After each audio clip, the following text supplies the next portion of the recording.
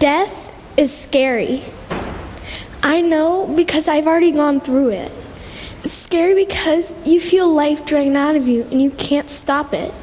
It's scary because you see the hurt in other people's faces.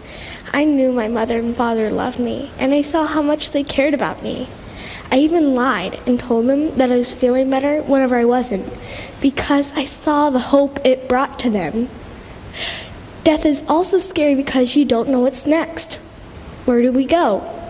Will we be with people, or will we be alone? That morning, it felt like my life was slipping away. I remember wanting to get out of bed, but I just couldn't. My mother told my father, "Go see the rabbi everyone is talking about." My father replied, "I will go bring him back." I just couldn't hold on any longer. I let go.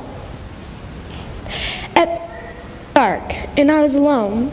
But then I felt a presence. Not a scary presence, one that felt more familiar. It was almost as if my father was carrying me in his arms. Whenever I couldn't walk because of my weakness, my father would carry me. He always had a smile on his face that reassured me everything would be all right. And that's how this felt. Then a soft voice spoke to me, "My child, everything will be all right. You are not alone. My love surrounds you. I'll take care of you as I always have. Do not be afraid." The darkness lifted and the light surrounded me. Although I had never seen him before, yet he seemed so familiar. I also didn't feel sick anymore. I didn't feel any pain. In fact, I felt more alive in his presence than I ever had before. I asked him who he was. He said his name was Love. We entered a beautiful field of grass and flowers.